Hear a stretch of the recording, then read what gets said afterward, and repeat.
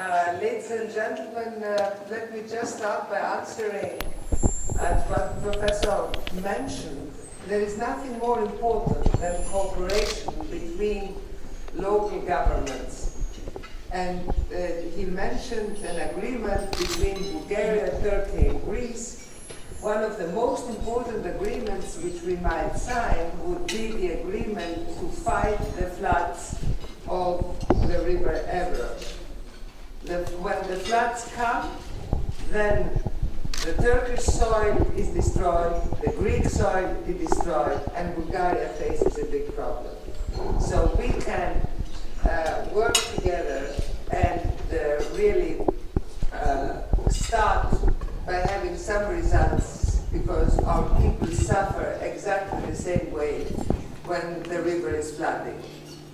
So, dear Osman, dear members of the BABI meetings, distinguished guests, ladies and gentlemen, I'm truly delighted to be here in Istanbul as a guest of the BABI, which few Greeks probably know that it means sublime port.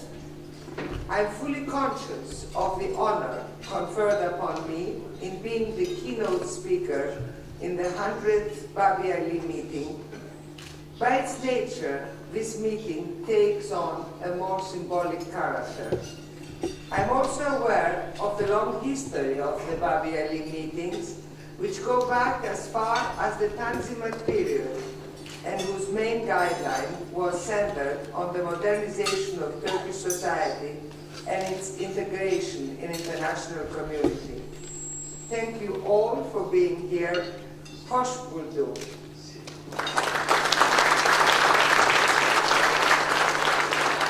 Ladies and gentlemen, it is customary for us politicians, for political speakers, to talk of critical moments. Yet today, I honestly feel that we in Europe are indeed faced with great challenges.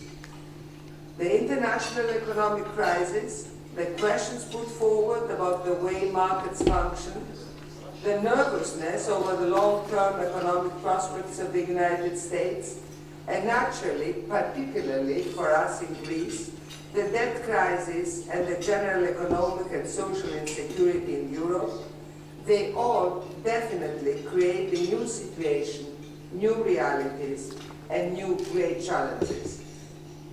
In the midst of the most serious crisis since the war, the Greek people turned their eyes to Turkey for good reasons. Here in Turkey, you have been through a debt crisis yourself. You also went through the phase of the International Monetary Fund, and you managed to come out of these adversities stronger and more prosperous. This is why the example of our neighbor is often mentioned these days in my country. I have therefore a double message to convey to my friends here tonight.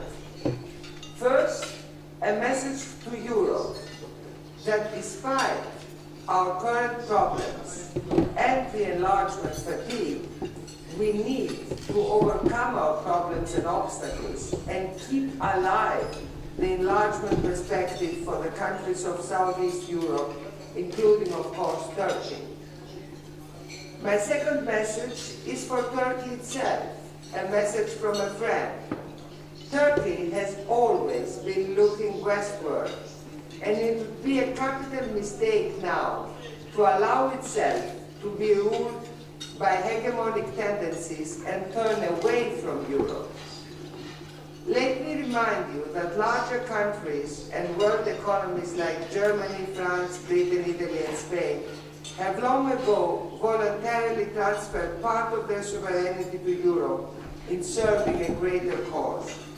Turkey can play an important role in Europe if it realizes the benefit and the historic process.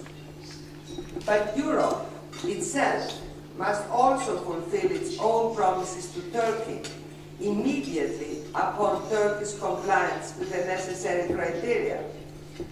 For Greece, the principle is straightforward and clear. Full compliance, full membership. Before I conclude with the first point of mine, ladies and gentlemen, let me make a last remark. Complying with European criteria and with the negotiation framework for entry into the European Union is, in my opinion, to the benefit of the Turkish people themselves. It is the Turkish people who will enjoy prosperity and all the rights the European democracy guarantees for its citizens. It's the Turkish people who will enjoy peace and stability when the zero problems with neighbors policy of my friend Minister Davutoglu actually materializes. The soil in our two countries is now fertile. To take the case of Greece, the changes since 1999, when we both hastened to come to each other's aid after the earthquakes, are spectacular.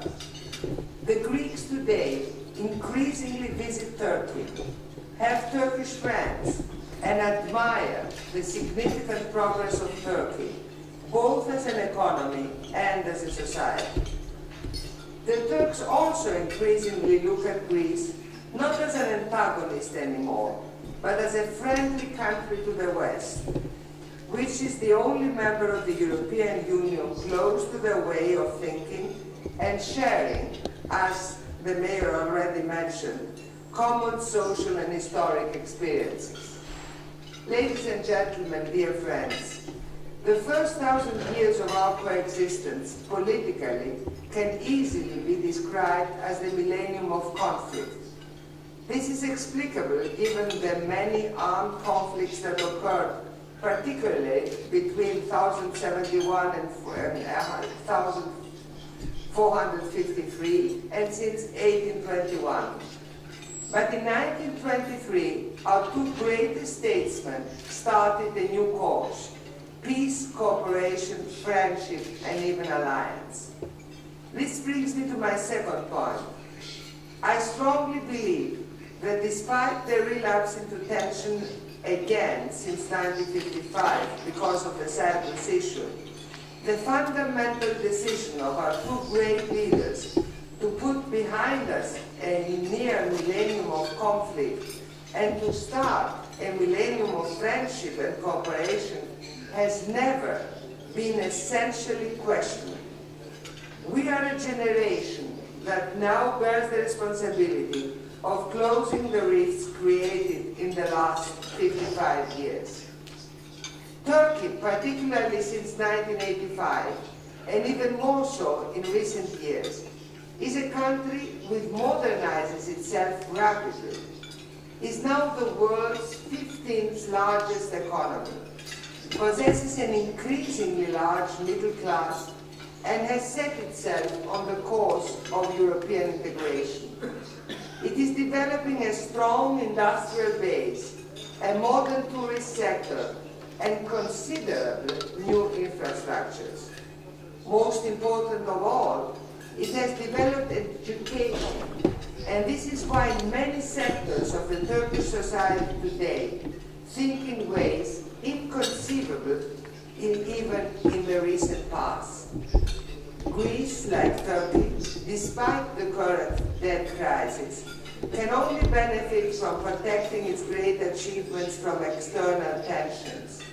After all, it is the only country in southeastern Europe which enjoys the benefit of democratic rule since 1842, with only 11 years of authoritarian rule in between, and it has introduced universal suffrage since 1864, and has achieved a level of prosperity unprecedented in East and Southeastern Europe, with a GDP per capita exceeding $30,000.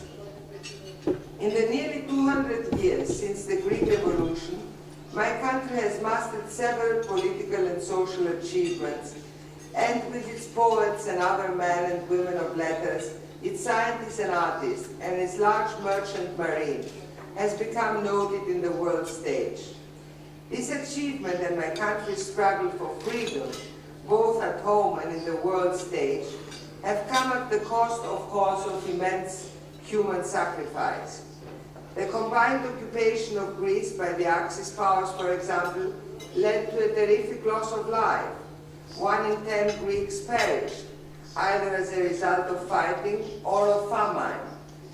Twice in the 20th century, my country lost millions of people, and yet it rose again to be the most democratic and prosperous society in our region. That's why I'm still an optimist about the Greek debt crisis. You can understand then very well, I believe, why the Greeks of today have such a profound and persistent desire for peace, fruitful coexistence with all the neighbors, but particularly with Turkey. To start with, as everybody knows, Greece since 1922 entertains absolutely no territorial ambitions. Second, both nations retain the legacy of peace and cooperation they inherited from their two great leaders, Atatürk and Venizelos. Third, we are members of the same alliance, and we have contributed together for half a century to the freedom and security of the Western world. And finally, my country, in view of the above, has taken the strategic decision of supporting Turkey's European vocation. In the last 12 years, changes of great significance have, as I already said, occurred. Changes that greatly enhance the relations between our two peoples. Starting with a wave of sympathy emanating from the period our two countries were struck by deadly earthquakes, their commercial, social, artistic, but also personal relationships were greatly enhanced. I believe a policy of closing all existing differences our two great countries have enjoys now the support of the vast majority of our people. Dear friends, the key point to the closure of the issues that divide us is, of course, definitely Cyprus. It was because of Cyprus that tensions were, after all, revived in the mid-50s. Hence, a final and just settlement of the island, a settlement that will be to the general satisfaction of both communities, will offer the necessary impetus for the solution of all remaining differences. I have recently visited Cyprus in my first trip abroad as president of the newly founded Democratic Alliance movement, and I have personally witnessed the strong will of President Christofias and his government, as well as many other political forces in Cyprus, to reach a comprehensive agreement solving the Cyprus problem. Naturally, to be honest, the election of Mr. Erdoğan as leader of the Turkish Cypriots on a hardline platform has not made things easier. It is important to stress at this point that while the Greek Cypriots enjoy full political and economic independence from Greece, and even, I must confess, a higher level of prosperity, the Turkish Cypriot community is almost entirely dependent, politically and economically, on Turkey. And Turkey maintains a strong military presence in Cyprus as well. Turkey enjoys, therefore, a leverage of influence upon the Turkish Cypriots that can contribute to the final solution of the problem, encouraging Mr. Erdoğan to adopt a more conciliatory attitude. Greece, too, to the measure of her ability, is also extending her support and encouragement to the Greek Cypriots for a final settlement of the Cyprus problem. I welcome the high-level meetings expected to take place under the auspices of the United Nations in Geneva in January, but I must emphasize that the solution itself must be the result of a Cypriot-owned process, because at the end of the day, the Cypriots will vote again if they accept any solution proposed to them. Ladies and gentlemen, Greece and Turkey taken separately are core countries geopolitically. But my theory is that as a combined geostrategic area, they form one of the most important such areas in the world. Both as foreign minister and now, as President of the Democratic Alliance, I consider it my duty to work for closer and more fruitful Greco-Turkish relations. The development of exactly such relations and the maintenance of a high-level cooperation between our two countries multiplies the advantage for both. Our two nations, as I said earlier, at the level of peoples, are already moving rapidly on the road of friendship and of an increasingly accelerating economic cooperation. The level, therefore, of our political relations must sooner or later reflect the realities our two peoples are already creating. Dear friends, the Aegean Sea must be a bridge of cooperation between our two countries, not a dividing line.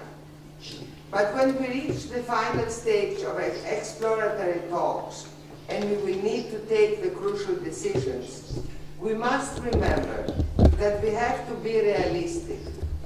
No one ignores, for example, the fact that Turkey possesses an important littoral in the Aegean Sea. But this sea for Turkey is not the Black Sea or the Mediterranean. Nearly 1/3 of the land of its Greek neighbor is comprised of islands, and most of them lie in the Aegean Sea. We cannot realistically aspire, therefore, to solve any existing problem in this sea, pretending to ignore this simple fact of life. And yet, unfortunately, this is precisely what some cycles, a few I must admit, in Turkey, the Turkish administration attempt to do. They wish to discuss the problems in the Aegean as if Greece and Turkey were simply two countries with opposing continental littoral lines with no islands in between. I think that it would be difficult, even for those bureaucrats, to ignore 1/3, for example, of the Turkish territory.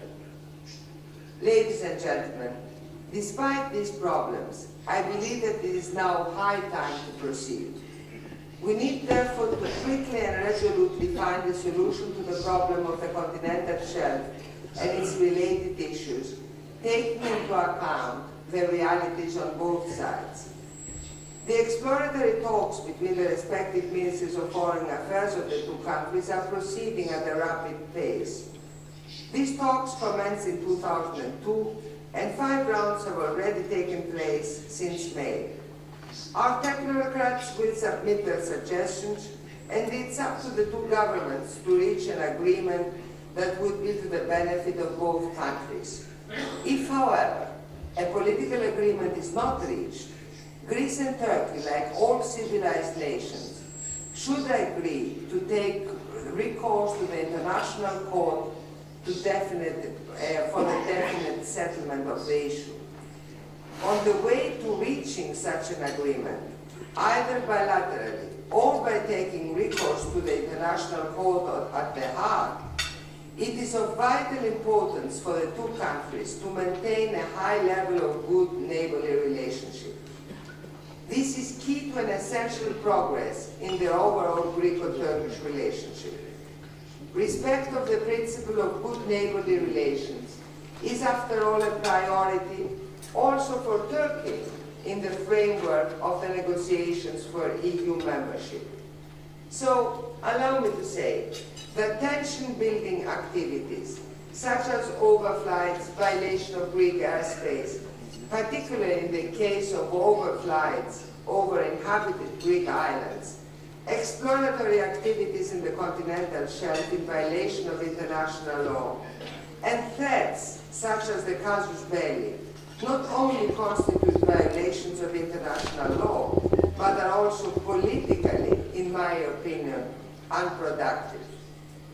Ladies and gentlemen, the issues of Cyprus and the Aegean, as well as several other prerequisites for entering the European Union, such as religion freedoms, minority and property rights in Turkey, the smooth functioning of the Turkish political system, and the withdrawal of the armed forces from the political scene, are all, as we all know, essential prerequisites for the smooth process of the negotiation.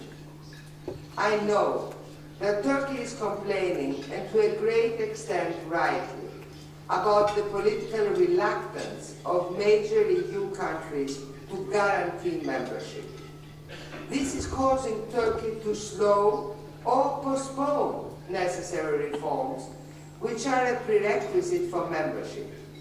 Let me take the opportunity to draw your attention to my own theory on the issue. I call my theory the vicious cycle theory, and it goes as follows. First, the Turkish administration itself occasionally considers that it can secure for itself what I characteristically describe as an a la carte treatment on the part of the European Union. Namely, that it can continue its military presence in Cyprus, its activities in the Aegean, and maintain certain electoral, institutional or other particularities concerning minority rights, but I must say that a great progress has been done the last months by the Turkish government. I was delighted to see the Sumela prayer of the Patriarch in the Sumela monastery, but I was more delighted than when I saw the reaction of the people in the region who welcomed the people who came over for this prayer. This was, for somebody who follows Turkish politics, even more important than the decision of the government. This shows that courageous steps can have a much more important effect than what we think before we do it, we politicians. So the Turkish, I must continue, but those in Europe who oppose Turkey take full advantage of these issues and go over their arguments again and speak about the arguments and feel strengthened in their arguments against Turkey. So we are faced with a vicious cycle. Turkey delays the reforms. The opponents of Turkey believe that because it delays the reforms, they have more reasons to speak against Turkey. That's why, dear friends, this vicious cycle has to break. And it has to break because there is an obligation of the European Union.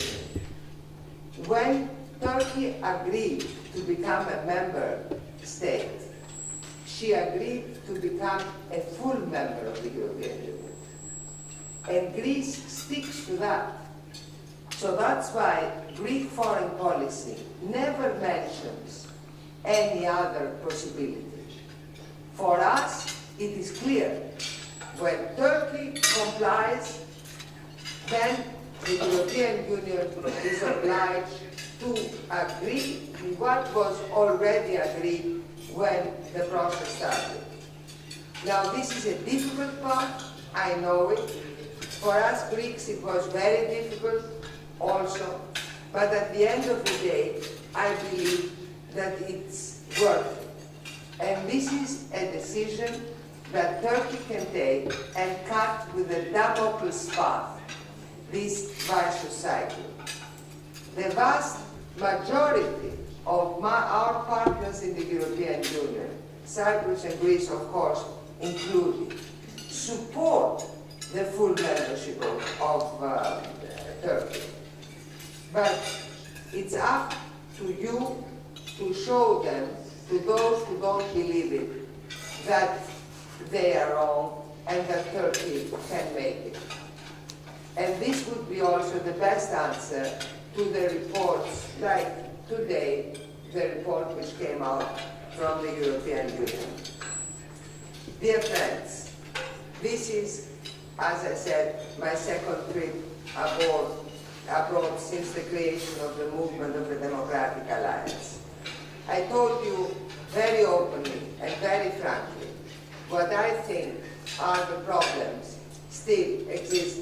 between Greece and Turkey. I also strongly believe that we are condemned to succeed. Greek and Turkish people are showing the way. They are showing to all of us politicians what they really want from each other. You heard before for the cooperation of the local governments. You see the Greek people visiting Turkey and the Turkish people visiting our islands. We can do better than what we are doing now. We can decide that these problems belong to tension which we must leave behind us. I believe that if the two leaderships, the Greek and the Turkish leadership, decides, we can really make it. So I know that I'm here among friends. I will answer every question which will be put to me as openly and as frankly as I can. And I want once more to thank my dear friend Osman Ataman and all of you who are here at the meeting. And believe me that there are a lot of Greeks, as a lot of Turkish people, who really want at the next meeting of a politician to hear only the good news and that all the problems will be solved. Thank you very much.